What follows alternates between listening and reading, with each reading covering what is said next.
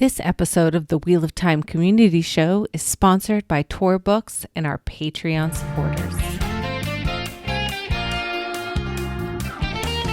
Hey y'all, and welcome to the Wheel of Time Community Show. I'm your host, Ebony, and on this episode, we're going to be talking about Amazon Prime's upcoming Wheel of Time TV series and music. Just a heads up, there's a few spoilers in this episode, so beware. Now, I think music is going to be very important to the Wheel of Time series, and just a few weeks ago, it was announced that David Buckley has been tapped to score this Amazon original series for at least the first season.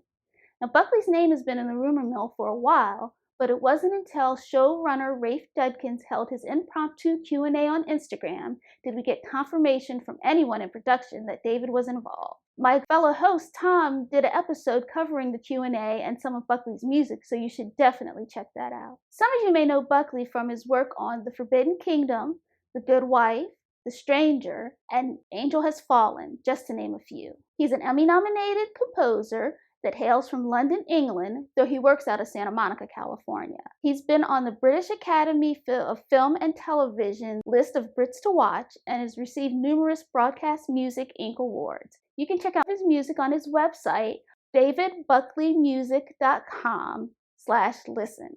Now, I took some time to listen to more of his music, and there were several tracks that I really liked and had a Wheel of Time feel to them. For starters, The Town, Bank Attack, and Parker, Guns and Money had a great build-up to them and a battle scene feel, while Batman Arkham Knight, Gunrunner, was very foreboding and grandiose and really reminded me of The Forsaken. On the opposite end of the spectrum, we had Mystery of Morning, which was very subtle and welcoming, and it reminded me of Edmund's Field. I could see something like this being used for when Rand and Tam enter the village for the first time in the series. Now, some of Buckley's music does have lyrics, which I'm usually not a fan of when it comes to musical scores. However, for the more solemn and momentous moments, like when they find the Eye of the World, I think lyrics could add weight to the scene. A good example of this is Blood Creek, I Know One Thing That Never Dies. And while most of Buckley's music does sound like what you would expect from a fantasy series, he does have some more modern tracks, and I think those would work well in the series also. I think David's music is going to be essential to bringing Wheel of Time to life. I mean, think about the theme music to Game of Thrones and how it set the tone for the entire series. I'm hoping that each of the main characters and all of the Forsaken get their own theme, a la Star Wars, of course. But we're going to need music to help guide us through this amazing world. The real question here is, what kind of music are they going to use? Is it going to be big, grand themed orchestras, or is it going to be something more subdued and in the background? My hope is they use a combination of both, as the book has big moments and small moments. For example, the battle at Tarwin's Gap seems to call for something grandiose, while the Edmund's Fielders leaving their village for the first time calls for something a little bit more subdued. So, tell me what your hopes are for the Amazon Prime's upcoming Wheel of Time TV series soundtrack.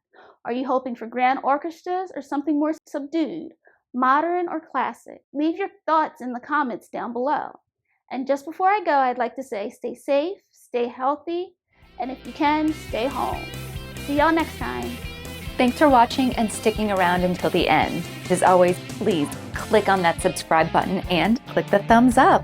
And please leave us a comment. We love comments, especially positive ones. And if you have a friend that enjoys the Wheel of Time, please let them know about us and our show. Share the Wheel of Time wealth. Special thanks to our sponsor for the show, Tor Books, as well as our amazing Patreon community. If you would like to learn more about how the show is made or get some additional insights into the Wheel of Time, then you too can become a Patreon supporter. And of course, follow Dragonmount on social media. We'll see you next time. Bye-bye.